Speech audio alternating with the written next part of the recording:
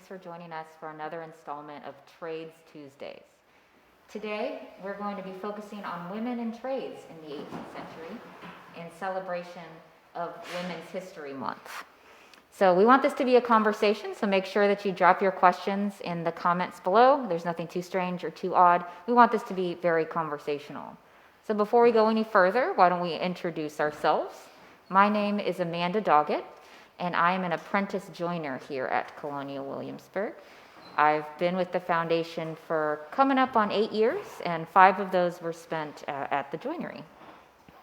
My name is Jenny Lynn. I'm an apprentice tinsmith at the Anderson Armory. I've been with Colonial Williamsburg for a little over 10 years, and I have worked as a floating trades interpreter for 3 of those years, and now I've been in my apprenticeship for 5 years. Hi, my name is Ashlyn Lewis. I'm a journeyman blacksmith, also at the Anderson Armory with Jenny, and I've been here at Colonial Williamsburg for almost 10 years. Great. So again, this is a conversation. We're here to answer your questions. So while we wait for a few of those to roll in, we thought it would be interesting if we shared a few women in particular we've come across in our research. Sometimes that can be a little difficult, but we love it when we find an actual name. So I'll go first. Someone I've been researching lately is a woman named Alice Heppelwight. She is a cabinet maker. I know I'm a joiner, but cabinet making is somewhat adjacent. She is the wife of famed cabinet maker George Heppelwight.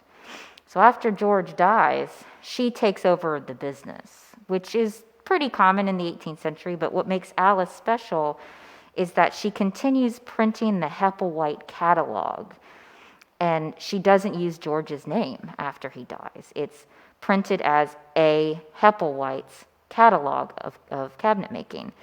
And it's clear that she has an intimate knowledge of the trade because she starts making drawings of fine furniture herself, and underneath her signature is below it. In fact, George's name is not mentioned in the 3 editions after his death. So I've been really interested in learning about her. Again, a cabinet maker in the mid to late 18th century. So she's been really fascinating me lately. What about you, Jenny? Recently, I have been following the trail of a pair of tinkers. Now, tinkers are different than tinsmiths. Tinkers do repair work, whereas tinsmiths make the tinware. But this pair of tinkers happens to be a pair of convict servants who were up in the Tappahannock area of Virginia in Northumberland County. And they are loaned out to another person down in Hobbs Hole, Virginia, and they run away. And so the guy who has their contract puts an advertisement in the newspaper asking for their return. And their names, William and Hannah Daly's, show up. It has a list of all their clothing and their tools that they run away with. And in the listing, it says that she is very good at the trade. So it's a good sign that she's probably doing the work. But another neat connection that has also come up with the man who has their contract is that he also has a few other indentured servants who run away about the same time. There's a tailor that's listed as well. And then back at his plantation is an enslaved man, Jacob, who is being apprenticed to another indentured servant who has 2 years left, and this enslaved man is going to be trained as a blacksmith, tinsmith, coppersmith, and a brazier. So all of these different metalworking skills that he's going to have to learn, and it makes me wonder if there's a connection between these 2 tinkers being on the property at the same time as he is, because he's apprenticed in 1765 and they run away in 1767. So I'm doing a little bit more digging to find out a little bit more about William Tate and all of these indentured convict servants that he has running off of his plantation. Awesome. Well, I've been looking at a number of women in England in the early to mid 18th century. So women often show up in records if they're inheriting a business, or perhaps in an advertisement or maybe in a legal document. But sometimes they're going to show up in an actual business record, perhaps a ledger from a building project. So there's several women that I've come across working around London. One of them named Mary Wharton is actually doing work for the Admiralty at Whitehall when that was being constructed in the early 18th century. And she's actually charging over £1,900 sterling for the general smith work that she was doing for that project, which is a huge sum of money, and specifically her charging for that work. So I'm looking at following up on that and trying to dig a little bit deeper into who she was.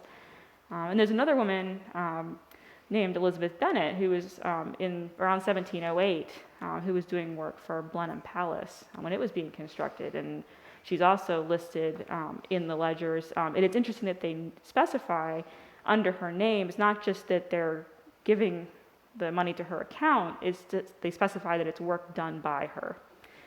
So that's another interesting lead that I'm following up. That's really neat. So again, ask us your questions, ask away. Just a reminder that this panel is going to be focused on women in trades in particular. If you were looking for kind of a more broad spectrum view of women participating in the economy and in business as well, take a look at some of our past live streams last week in particular, where you can get some information regarding women in the economy as a whole. Well, thank you, Ashlyn, Jenny, and Amanda, for joining us this afternoon. We're definitely eager to get started with some questions here. For our first question, I was actually wondering if you could share just a little bit more information on the early training and professional education of female apprentices in the 18th century. Sure. Maybe what's important to point out first is that there's a lot we don't know about women in terms of their apprenticeships that they're serving, but about apprenticeships in general. So as professional historians and interpreters, we're never afraid to say, I don't know. A lot of it wasn't written down. So we practice what we call experimental archaeology, which is where we have the finished product. We know these are the tools that they used, and these are the people that did it likely. How do we get from the tool they used to the finished product? So we have to make a lot of educated guesses from time to time. But there is a lot that we don't know, so we have to fill in those gaps. As professionals practicing the trade in the 21st century, okay, this works. This seems like a foundational piece of my trade, so this must have been part of their apprenticeship. What do you guys think? Yeah, and there's also a distinction between female-dominated trades and male-dominated trades in the period. So you can also see women working as milliners and mantua makers in the fashion trades that more traditionally we do expect them to be in. But when you do see a man show up, it'll be designated as a man milliner working in that trade.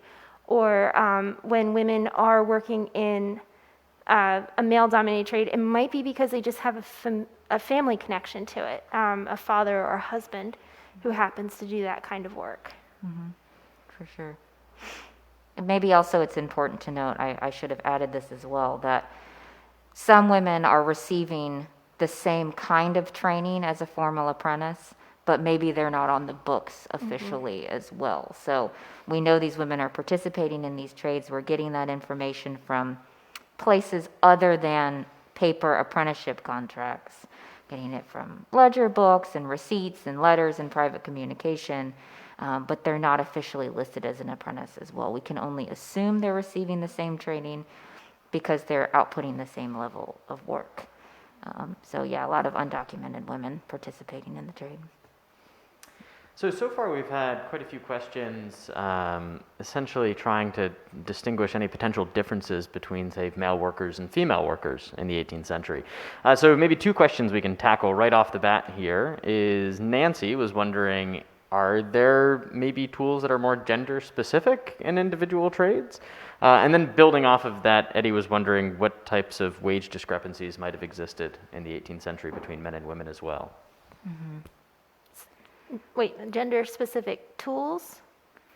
Yes, so would certain tools, for instance, be designed specifically for female users over male users? Okay.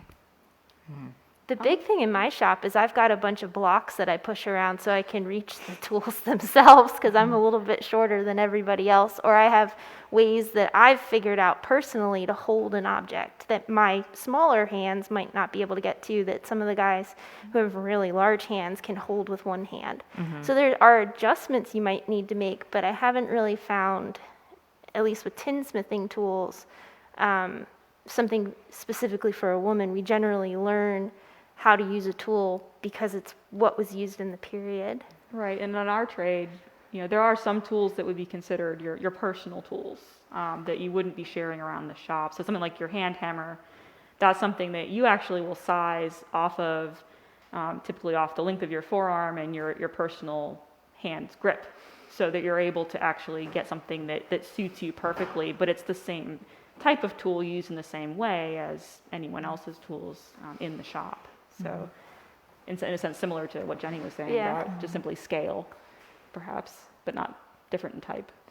Or none that specifically show up in catalogs, tool catalogs from the period that say this is a woman's plane for making this and this is a man's plane. Yeah, actually what you see more often is just a designation between essentially a professional's tools versus a gentleman's tools. Somebody who's doing it as more of as a hobbyist. Yeah.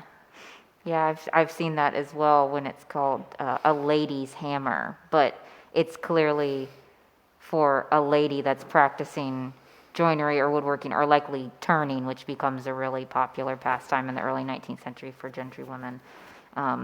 It's clearly for an amateur because, like you guys have said, we joke that Scott's mallet, because you make your own mallet generally in joinery, Scott's mallet looks huge in my hand and my mallet looks like a toy mallet in his hand because you just make them for yourself. Yeah, my mallet handle's shorter than the guys because I have a smaller swing than they do. Yeah. I mean, I would say what's more common, well, not in the 18th century necessarily, we see it from time to time, but in the 19th century, for myself, is tools that are designated for a lefty. There's left-handed planes in the 19th century, but yeah, nothing that's a woman's plane. And I mean, as far as wage discrepancy, that was the second question, I believe. That's really hard to nail down. It's really, really regional. It's really different from, Rappahannock, Virginia to Tidewater, Virginia. And it's hard to kind of compare apples and oranges with that. The record I have of women in the building trades, the people that participate in building structures, from carpenters, joiners, plasterers, sealers, all of that, on average, out of all of those women, they're making about 60 cents on the dollar. But that pool of information comes from England, which that particular part of England is comparable to Virginia in terms of its economy, but there's a lot of wiggle room in there. By and large, women are getting paid less than men, as they are today. We work for a company that pays us the same as the guys, but it's hard to nail that down in my trade, at least. I don't know about you guys. Yeah, it's not usually very clear. Yeah. And sometimes, too, you're paid by the quantity of the product that you're producing in a day. Like a shoemaker gets paid for the number of shoes that they can produce in a day, or in a tin shop, the amount of wares that you can produce versus the quality and the specific person that made it. Right. We see that in the nail making industry and the chain making industry in England. There are a huge number of women involved in those trades, and it does seem to be entirely about your daily production rate because you're paid by the piece. So the more you can do, the more money you're going to make, and it doesn't seem in that situation to be particularly tied to your gender. It just seems to be how much work you can actually put out in a typical day.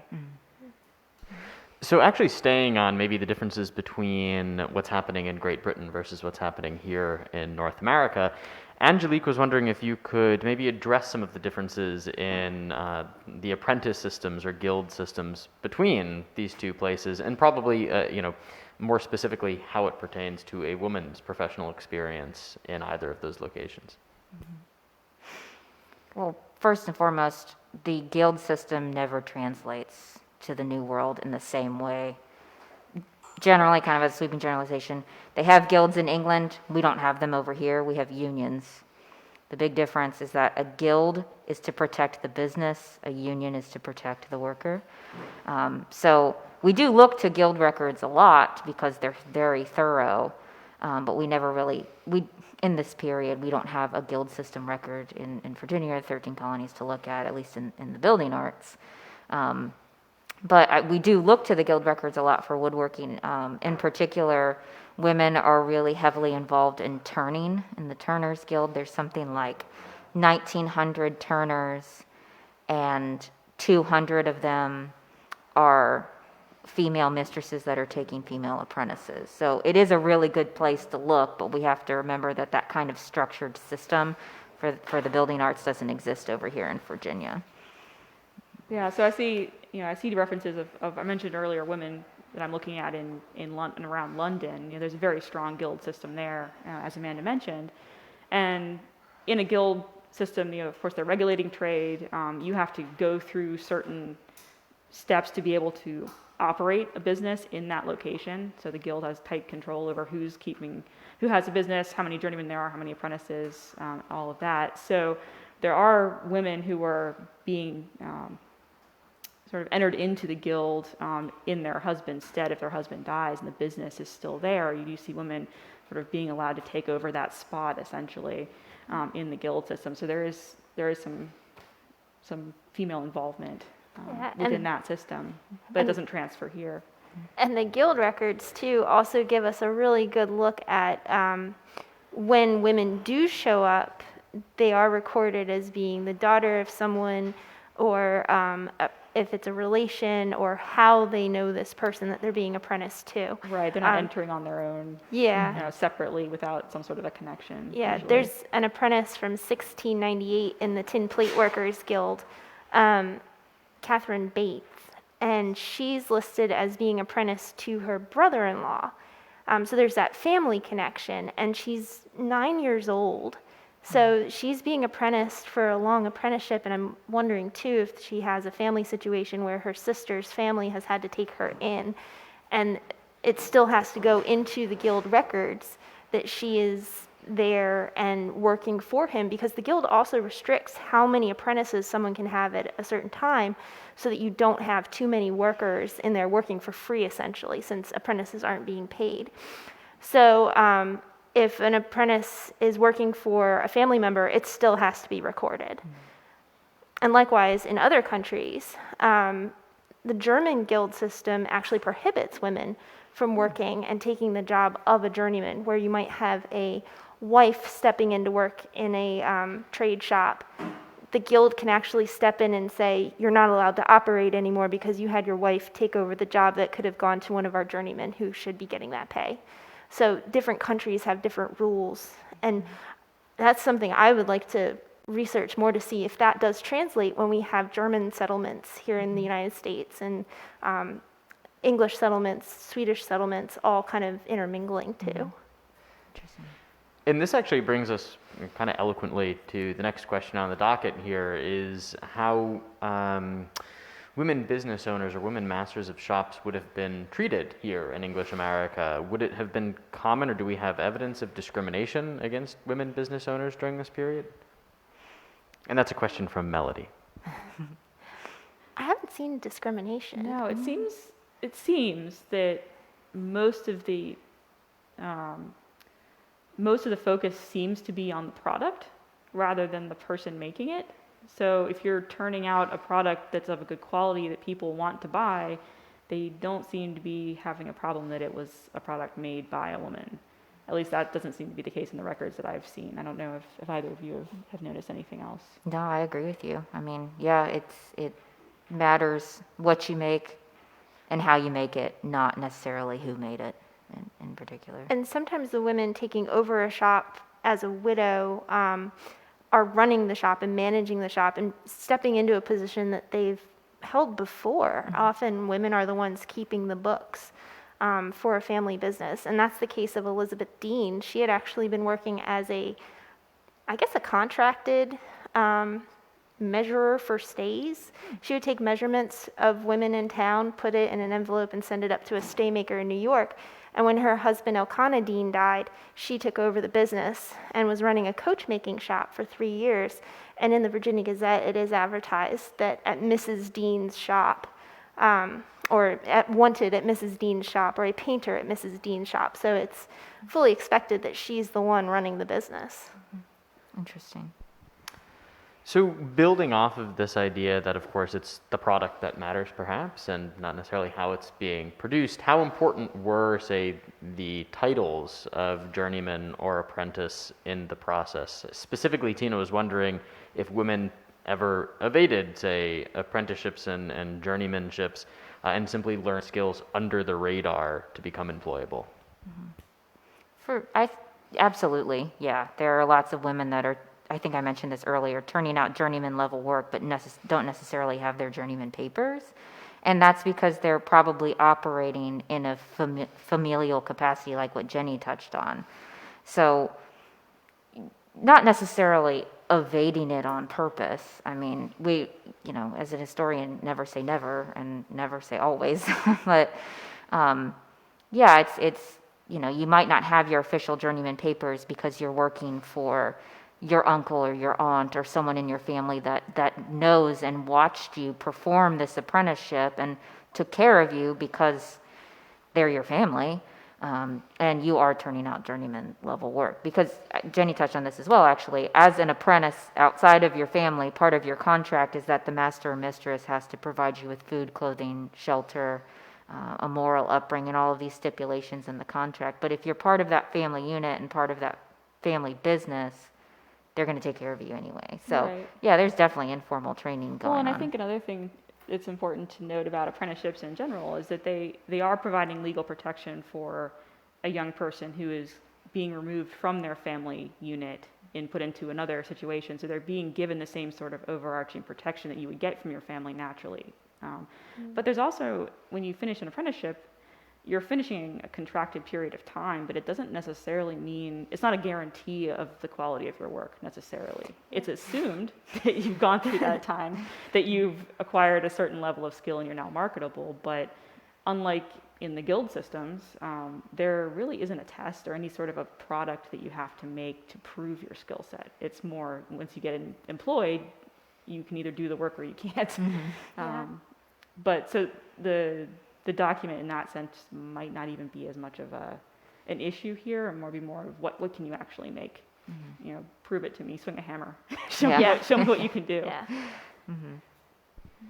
So in the timeline of the labor force of the 18th century here in North America, of course, in the 1770s, we experience a bit of a disruption. Caroline was wondering if there would have been more women in the workforce during the American Revolution, such as you see in later conflicts with the United States. Yes. We talk about history as cyclical. I like to think of women's history in particular as swinging on a pendulum, right? And you can think of the 18th century as kind of right in the middle, right in the ebb tide. So it's not swinging in our favor, this kind of steady upward track idea of women's rights and appreciations and things like that. It's not a steady upward track. There are spikes, there are swings in our favor, and there are swings where we have more privileges, and then there's really bad periods too on the other side of the pendulum. And those spikes seem to always orbit around a time of turmoil, a war, a plague, some type of dramatic drop in the population or in the workforce. Women are more involved, and it changes. We think of Rosie the Riveter, right, in World War II. That's a really big spike in women in the workforce, and that spike does, we can assume, again, there's no written record of this is how many women worked in every single trade. We wish there was. But we can assume and come to an educated conclusion that more women are working as the men are going off to war and unfortunately pass. Women are, inheriting the businesses from their husbands when they die. Yeah, I'd say the biggest difference would probably be, if you were taking it to a comparison to Rosie the Riveter, the biggest comparison potentially is that your place of work in the 18th century very often is within a stone's throw of your actual home. So you're not going to see a mass exodus of women to factories or things like that that you would see in the 20th century. But they're certainly there in the workforce. Yeah, we actually haven't found any women listed here in Williamsburg at the Anderson Armory working. So a large industrial complex that is cranking out lots of equipment for the soldiers doesn't seem to have any female workers showing up there, but instead it's Right. people that are being brought into work, contracted workers, government workers, enslaved workers, purchased by the state, or foreign workers. Like we've got here in Williamsburg 10 French armorers working. And it makes me wonder too if a site like the Anderson Armory or the Armory up in Philadelphia, the Arsenal, Right. if those places aren't quite where they would have women workers, whereas you'd find them more in the family businesses, keeping Well, those running. You mentioned the Philadelphia Arsenal. Yeah. There is a woman listed as providing bayonets to the arsenal. So she clearly has a shop outside of the strict sort of military works, but they're still seeking out all of these smaller contracts in order to get the volume of material that they need. So private businesses are engaging in contracts with the state, not just these large official state manufacturing facilities. So Yeah. there's lots of women involved in those sort of periphery areas, but maybe not specifically, as Jenny mentioned, in the armory itself, physically in that And you see structure. a lot of women being contracted for making shirts. They're making thousands of shirts that are going out to the men, or working alongside tailors for clothing manufacturing and tent manufacturing or sail manufacturing too.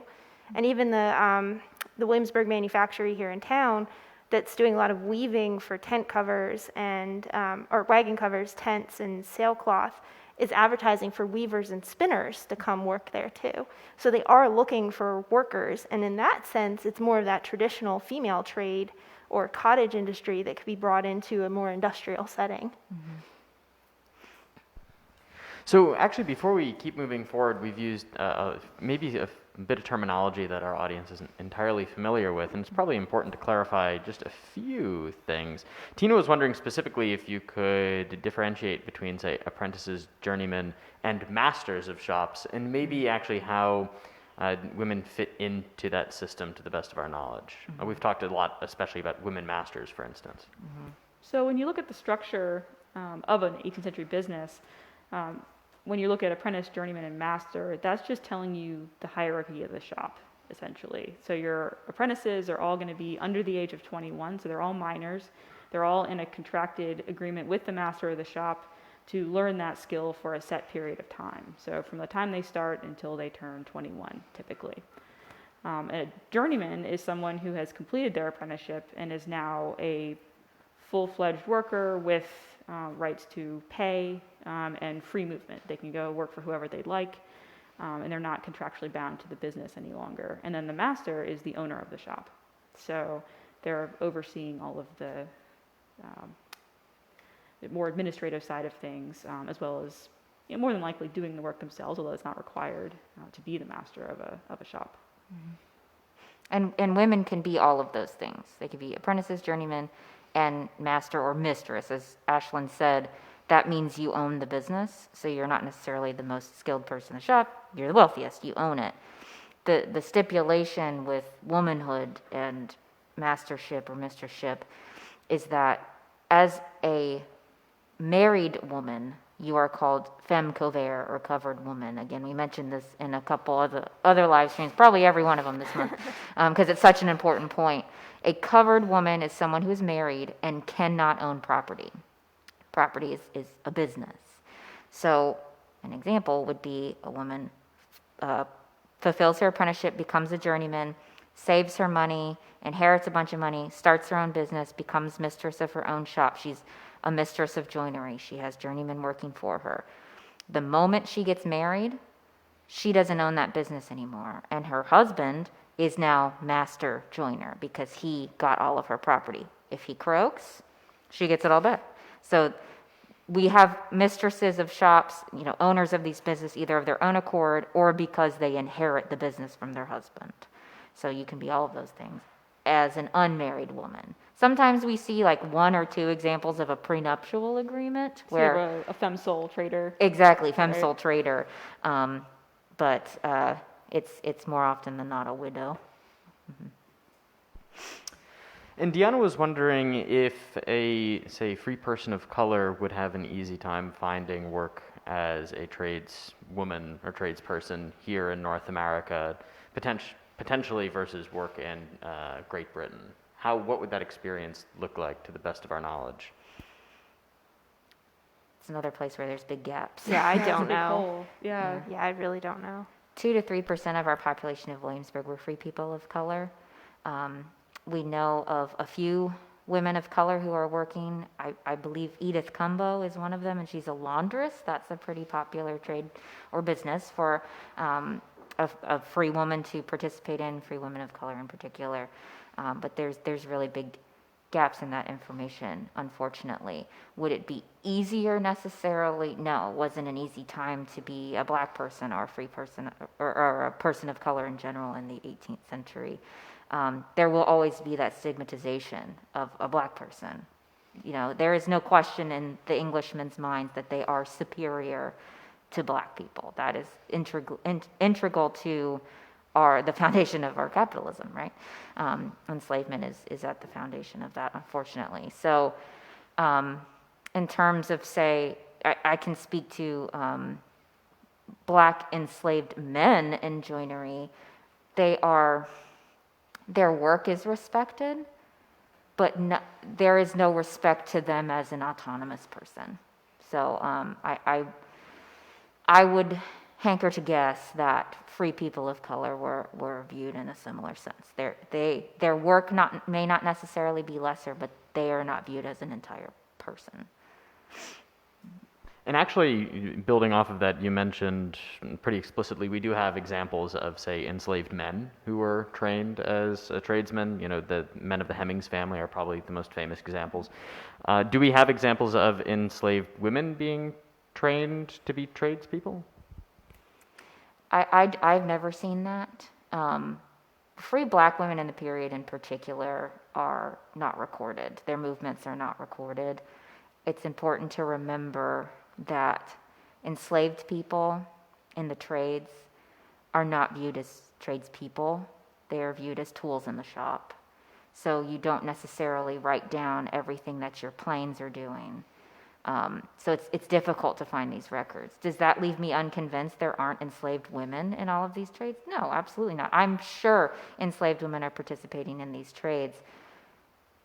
Finding them is incredibly difficult.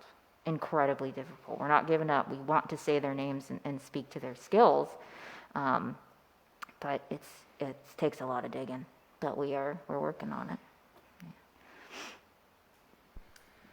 Now, Ruth was wondering about how, say, the domestic and professional life of an 18th century woman intersected. Specifically, did women who have, say, professional skills, were they required to leave their work after having children or becoming married?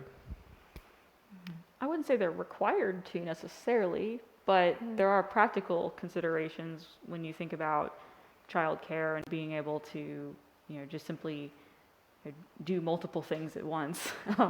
That multitasking. I mean, a lot of these businesses are very close to the family home, if not in the home, right adjacent to the home. So there might be a bit more ease of, flexibility between those two spaces. But I think largely it's a case-by-case basis as to how it's handled.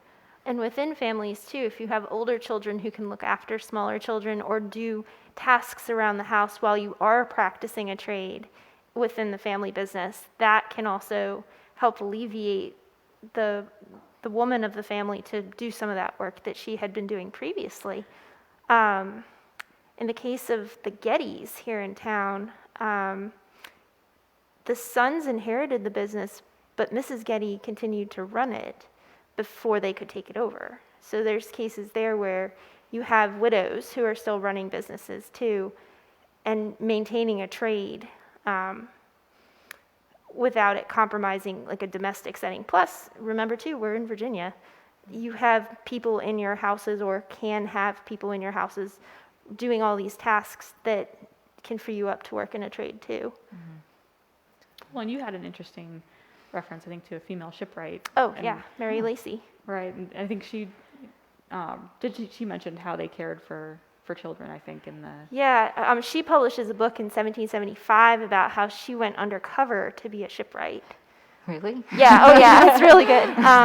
The National Maritime Museum in England published her book. So it is available. You can find it in print. It's a facsimile. But she actually comments on when both of her parents are working, and you do see dual income households where both parents are out working.